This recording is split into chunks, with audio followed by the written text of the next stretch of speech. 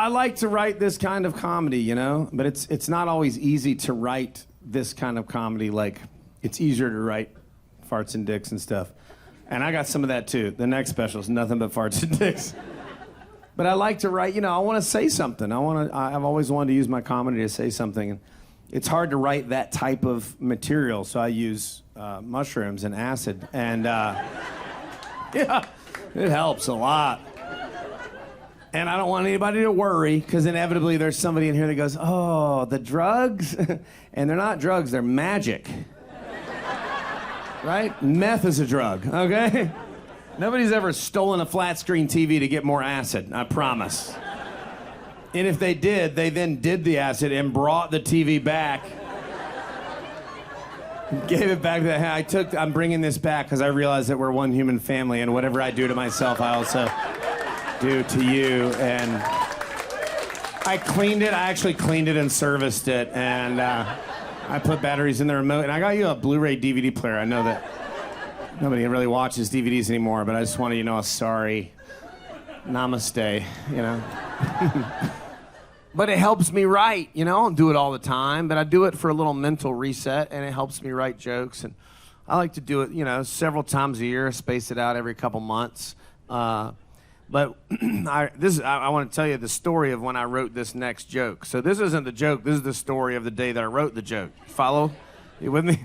So I was in Ohio, terrible place, and don't go unless you have to. But if there's a couple redeeming places in Ohio. One's called Nelson Kennedy Ledges State Park. The other one's called Hocking Hills State Park. Really beautiful, beautiful places. So I was doing shows in multiple cities, and so I was like, this is a central place to camp. So I was trying to find a campground. This is back when I was full-on Rolling Stone. I didn't have a care in the world. I was never home. I was on the road all the time. Wasn't doing a lot of family stuff. I wasn't keeping up with holidays. I didn't realize it was Labor Day weekend. All the campsites were full. I drove to 4 campgrounds. Finally, the 4th campground had 1 spot left because the people had canceled. And the guy, if you've ever gone camping, when you get your spot, they pull out a paper map and they slap it down on the desk and they go, okay, buddy, you want to go on down this is Acorn Squirrel Balls Loop right here. That's size 1 through 49 right there, okay? You want to go over to this bunny rabbit butthole loop right here. That's all the RV sites. That's a bathhouse. That's a volleyball court, okay? You're going to take a left at the volleyball court, and that's your site right there. And I was like, that's me right there? He's like, yeah. I was like, what's that right there? He goes, that's the playground. And I was like, I was hoping to not be beside the playground. I was like, do you think anybody would like to switch with me? Is there anybody who checked in recently that has children that would like to be beside the playground and I could be in the site that is not beside the playground? He's like, I don't think so, man. So I go over there to the playground. And listen, it's not that I don't want to hear kids or what. I don't care about the noise or whatever. It's just I'm a, you know, middle-aged white dude traveling by myself on a holiday weekend in a fucking campground full of families. And I'm in a van with no windows, just. And I had a ton of candy to give out. No, I'm kidding. But it's like, I don't want to be beside the playground, you know? And here's the thing, when I'm camping in my van, I don't take anything out of it. It's all in there. The bed's in there. I got a cooler, it's in there. There's a sink in there. Like, I don't set up a tent or throw up a hammock, or I just, you know, because I'm always on the go. I don't take anything out of the van. So it's just a van. Van, playground. And just me sitting at a picnic table reading a magazine. Or I was looking at the pictures, but you know what I'm saying. And families are going by and they're like, okay, come on, Johnny, come on, bud. I'm like, whoa, whoa, whoa, I don't even like your kid platonically, okay? But the next day I ate some acid. Not at the playground. I went into the state park, and this place is beautiful. It's aggregate glacial rock formations. It's boulders the size of this building, and when you get up close to them, you realize they're made of billions of tiny little pea-sized river rock. It's mind-blowing. Moss everywhere, ferns everywhere, roots growing down the rocks. Beautiful. Couple little trickling waterfalls. Great place to eat psychotropics. So I'm thrilled. I'm having a blast. And I ate 3 hits, and I shouldn't have. And I got this acid from a man named George, dear friend of mine. He's in his 70s. He's been eating acid since the first time it was cool. He never stopped eating acid. He also lives in a van. It's not as nice as mine, but it doesn't matter because he's enlightened, right? His acid is incredibly powerful. And I kind of wasn't thinking about it. I was thinking more like it was Scott's acid. Scott's also one of my best friends. His acid's fine, but it's not like George's, you know? So I kind of took the acid as if it was from Scott, and it wasn't. It was from George. I took 3, and I should have taken like a half of 1, you know? It's fine. I've done a lot of this, but it was a lot. So I get to the state park, and I'm, you know, like, I took it to where I knew I'd be fine until I got there. I get there, and I've been hiking for 20 minutes, and I start feeling it. I'm like, whew, probably shouldn't have taken 3, you know? And if you've ever done it, you know that like you kind of, your eyes are wide open, and you might be like crying from the gratitude that you feel for being able to connect to the universe. So I'm crying from joy, and I feel a feeling of euphoria throughout my entire body, and I can't stop smiling.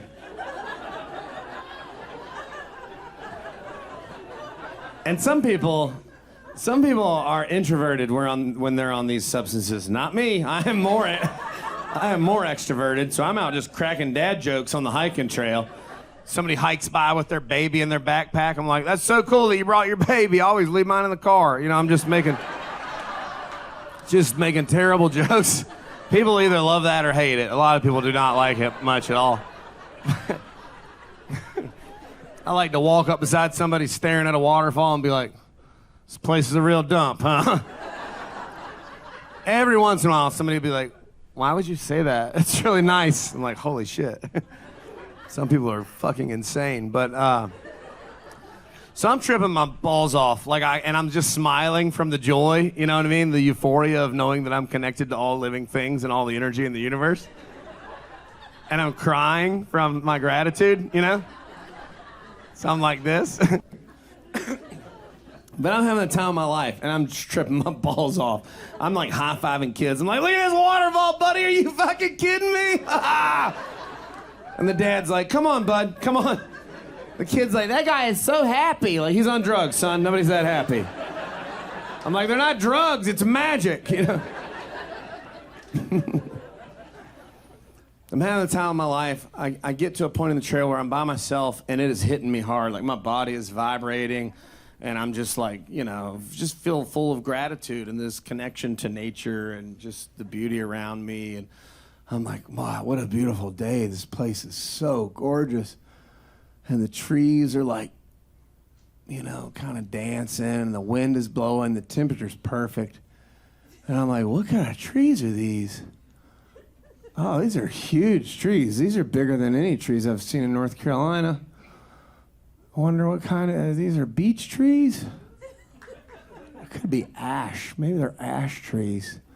I just feel so grateful to be in such a beautiful place, connecting with nature. I'm doing stand-up comedy for millions of dollars. That was a joke. And I get back to where I started my spin, and there's a pilgrim.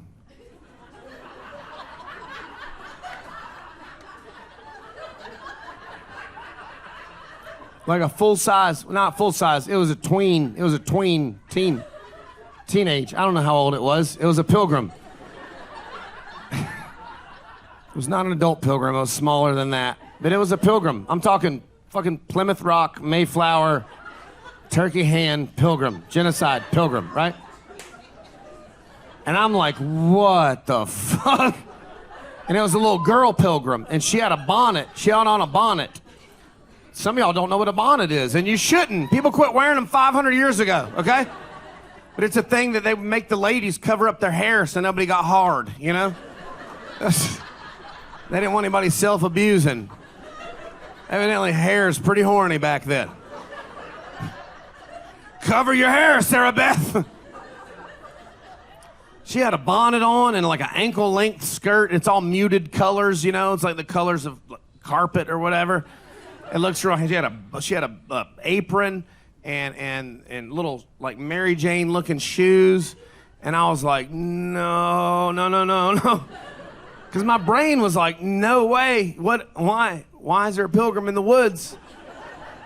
Because I've never seen something that wasn't there. Like, I mean, I've seen a tree catch on fire that wasn't really on fire, and I've seen a flower turn into a firecracker, but I never saw a fucking pilgrim that wasn't there before I did the twirl, you know what I mean?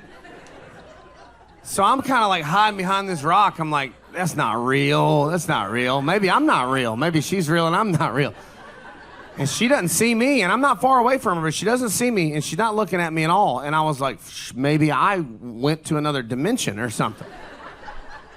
I'm like legitimately getting terrified, and I'm like, I'm gonna spin again, and maybe she'll be gone when I get back. So I go back into the spin. I'm like, what a beautiful day. Oh, these trees are incredible. They gotta be beech trees, I would think. She'll be gone. When I get back to the top of this, she'll be gone. I probably opened a portal when I spinned the first time. I get back to the 12 o'clock position, and there's a whole gang of them. A whole gang of pilgrims, a whole gang of teenage pilgrims, boys and girls. And the boys have on those tall hats with the buckles on the front, like the guy from the oatmeal box. And they got like boots with buckles, and they're wearing like coveralls or overalls. I don't know. I don't know the difference, but y'all might, Western North Carolina. But fucking pilgrims, you know? And I like, at this point, I'm scared to death. And I start hiding behind this rock, and I'm just watching them, and I was like, this is the craziest shit that's ever happened in my life. And I mean, I'm literally like, I'm not gonna do acid anymore after today. And then I'm looking close, and I'm like, what are they? They are drinking tiny cans of Bud Light. And then my next thought is, why do those exist? Who needs a tiny can of Bud Light? Like, what person is like, I want a little one, man. I want to get warm before I crush it, you know? And this is years ago, before Bud Light was gay, you know? It's gay now. Shoot it with a gun, you know? They're drinking tiny cans of Bud Light, and they're smoking long-ass skinny cigarettes, like Virginia Slims. And my brain just can't. I'm like, nah. And I was scared, because I didn't know if they were good pilgrims or not. I was like, these fucking time-traveling pilgrims with their modern beer and cigarettes. And I've watched too many scary movies, too. You know, they were young pilgrims, and I'm scared of young people. Right? I'm scared of young people and old people. No offense, old people, but I've watched a lot of scary movies, and that's always who the tricksters are, you know? So I was waiting for these pilgrims any minute to get a monster face and come at me real fast in a crab walk or some shit. Because all the new horror movies are like, you know, old horror movies like a guy in a hockey mask with a chainsaw. And now the horror movies are like creepy children and creepy elderly people. And I have both of those at my house, you know what I mean? So I'm just constantly on edge, like I live in a fucking haunted house. I go to the refrigerator in the middle of the night to get some water out. I close the refrigerator door, I'm like, ah! It's my mom, she's like, can you help me with my CPAP mask? I'm like, ah, what the fuck? Then I turn the corner into the hallway, and the 7-year-old's like, my pee-pee hurts. I'm like, tell your mom, Jesus. Take a bath, put lotion on it. So I just ran. I ran from those pilgrims. And I make it about a half mile up the trail, and I'm trying to process it, and I can't. And now I'm running, and I see 2 people coming at me this way. And right when I see the people, I start hearing music. And I'm like, holy shit, auditory hallucinations. I've never really had that other than some white noise swirling in my head when I was trying to sleep. So it's like EDM, like shitty, you know, the shittiest music. No offense, it's shitty, it's terrible. And I'm like, oh my God, I can't do this right now. And these people are coming at me, and as they get closer, they're like maybe my age or a little younger. He's got on like patchwork pants, like the hippie patchwork pants, all different colors. And she's got like everything pierced on your face that you can pierce. It looked so good. And it did, it looked really good. So as I get up close to, and of course I'm still like,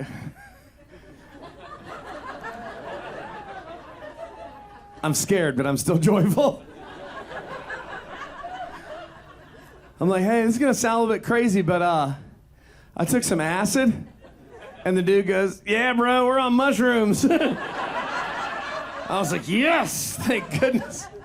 And I go, do you hear music? And he goes, there's a music festival on the other side of those woods. I was like, oh, thank goodness. I was like, all right, this is gonna sound a little bit crazy. I saw pilgrims. And this dude laughed at me harder than anybody's ever laughed at me. I've been a stand-up comedian for 14 years and nobody's ever laughed at me as hard as this dude laughed at me. It hurt my feelings. After about minute 3, it hurt my feelings. I was like, turns out I am not as funny as I thought I was. And this dude's just like, finally, after about 7 minutes, I mean, he's like, oh, oh. And he could tell I meant it, you know? He stands up and he goes, you're not from here, are you? And I go, no. He goes, you're in Amish country, brother. I was like, okay, smart guy, that explains 70% of it. They were drinking tiny cans of Bud Light and smoking Virginia Slims. And that's when he tells me about Rumspringa. Listen, hold on, which sounds Jewish, but it's not, you know? When I first heard it, I was like, is that Jewish? Yeah, there's a Jewish person in here like, Rumspringa, is that us? But it's Amish. It's Amish, and they what it is when the kids get to a certain age, they give them the option of like, you can either go out in the world and experience the world, or you can stay with everything you've ever known and loved and trusted with all of your family and friends and community and customs and everything you know, or, you know, if you want to leave the cult, you can go into the smoke cigarettes in the woods. Y'all gonna pull back on cult? Is that what we're doing? After everything we've been through together tonight, it's a cult, guys. It's a good cult. I recognize that it's a good cult, but it's still a cult. I know they build birdhouses and rocking chairs. I get it. They got cool beards and good names like Jebediah and Ezekiel. I understand. It's still a cult. I don't know the women's names. They're not allowed to talk, but it's a cult.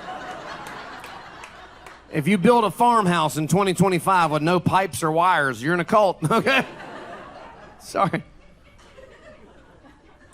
I just thought that was such bullshit. You're gonna give these kids this option of everything you know, love, and trust, or Virginia Slims in the state park, you know? And it made me angry. So I found the kids. I ran back down the trail. I found the kids. I did. I gave every one of them a hit of George's acid, and they all left the cult. They're actually outside. They can't come in. They're not 18, but it took us forever to get here in that wagon. It's only 1 horsepower. But that's not the joke. That's the day I wrote the joke. So here's the joke. This joke popped into my head after my encounter with the Oms. I was swimming in a lake at that campground where I was camping beside the playground. And, you know, the acid is starting to wear off, and I'm just swimming in a sunset, talking to this old couple, just having a blast. And this joke just popped into my head because I had been wanting to write a joke about this premise. Here's the premise. I think that there are closeted progressives. I think there are people living in the South that think and feel and believe everything that I think and feel and believe, but they're scared to say it because they don't want all their loved ones to stop loving them, right? Yeah. And I think they're getting found out in weird ways. And that's what this joke is about. Like, I just picture a couple redneck brothers like, hey, TJ, what's up, dude? Do me a favor, man. I saw that you shared that Facebook post I did. Just make sure Pawpaw don't see it. Man, you know, he ain't gonna be around forever, and it would just break his heart if he knew that I thought all people are equal, you know what I'm saying?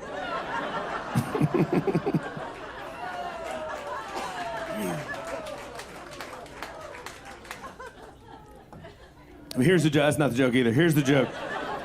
So much build up, it's not even that good, but you're gonna be like, that's the joke? So here's a joke. There's a guy running late for a Klan meeting, okay? Stay with me. I know it's a weird start. Stay with me. He's running late for a Klan meeting. He gets home to his trailer, and no offense to anybody. It's nothing wrong with a trailer. I'm just saying if Klan membership and trailer ownership was a Venn diagram, it'd be a fucking circle, right? Most city trailers and the White House, you know? And so he gets home, and he runs in the door, and he's like, Crystal, where's my sheets at? I'm gonna be late for the Klan meeting. I need my sheet. And she's like, I don't know where your sheet's at, Donnie. It's not my job to keep up with sheets. So he goes to the linen closet, and he's looking for his white sheet. He can't find it. And he's just frustrateder than shit. And he's like, I got a MAGA sheet. I got my camouflage. I got my Duck Dynasty sheet. I got my monster truck sheet. He can't find his white sheet.